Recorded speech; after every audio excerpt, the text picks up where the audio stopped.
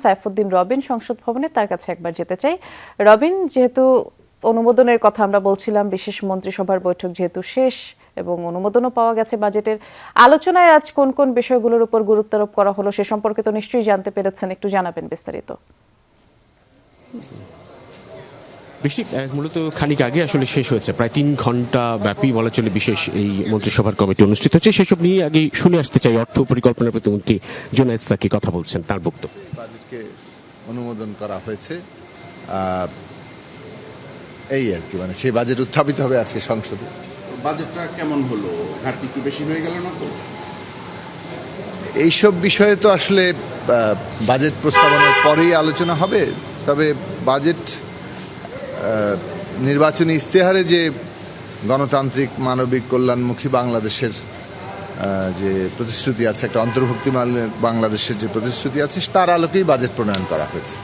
বৈশ্বিক সংকট, দেশের ভঙ্গুর অর্থনীতি, সেসব কি আপনাদের এই বাজেটের ক্ষেত্রে খুব বড় ধরনের কোনো চ্যালেঞ্জ? আমার মনে হয় যে মাননীয় অর্থমন্ত্রীর বক্তব্যে প্রতিফলিত হবে। ধন্যবাদ।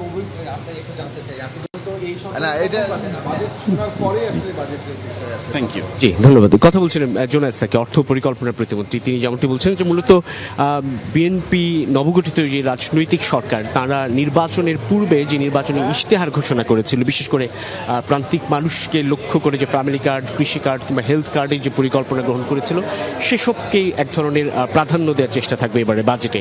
প্রায় 9,38,000 কোটি টাকার বাজেট ঘোষণা হতে যাচ্ছে। অর্থ পরিকল্পনা মন্ত্রী আমির খসরু মাহমুদ চৌধুরী সেটি বিকেল 3টায় সংসদে বাজেট উপস্থাপন করবেন, পেশ করবেন। এবং তিনি এই সংসদ ভবনে প্রবেশ করার আগেই বলছেন যে একটি সমাজ কল্যাণ রাষ্ট্র প্রতিষ্ঠা করতে চায় বিএনপির সরকার।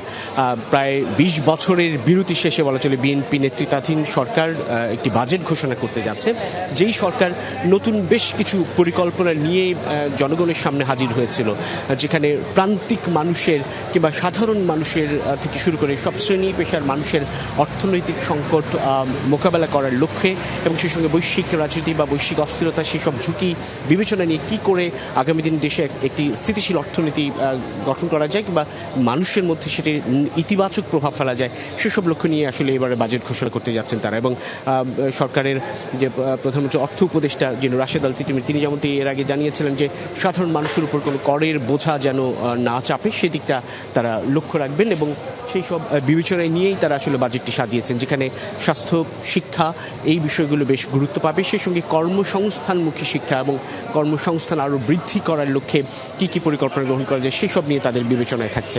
এবং বেশ কিছু গুরুত্বপূর্ণ সিদ্ধান্ত আজকের এই খানিক আগে অনুষ্ঠিত হওয়া মন্ত্রিসভার বিশেষ কমিটির যে সভা, মন্ত্রিসভার যে বিশেষ সভা অনুষ্ঠিত হয়েছে, সেখানটাতে আসলে সেই কিছু গুরুত্বপূর্ণ সিদ্ধান্ত হয়েছে।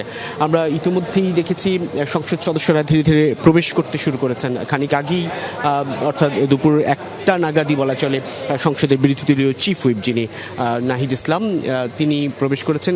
প্রধানমন্ত্রী তারেক রহমান সকাল 10টার আগেই এসেছেন সংসদ ভবনে এবং তার নেতৃত্বে মূলত এই মন্ত্রিসভার বৈঠকটি অনুষ্ঠিত হয়েছে, যেটি এর আগে বলছেন যে প্রায় 9,38,000 কোটি টাকার বাজেট ঘোষণা হতে যাচ্ছে, যেটি চলতি অর্থ বছর অর্থাৎ 2025-26 অর্থ বছরের যে বাজেট ঘোষণা হয়েছিল অন্তর্বর্তী সরকারের শাসনামলে, সেটির চাইতে 19% বেশি।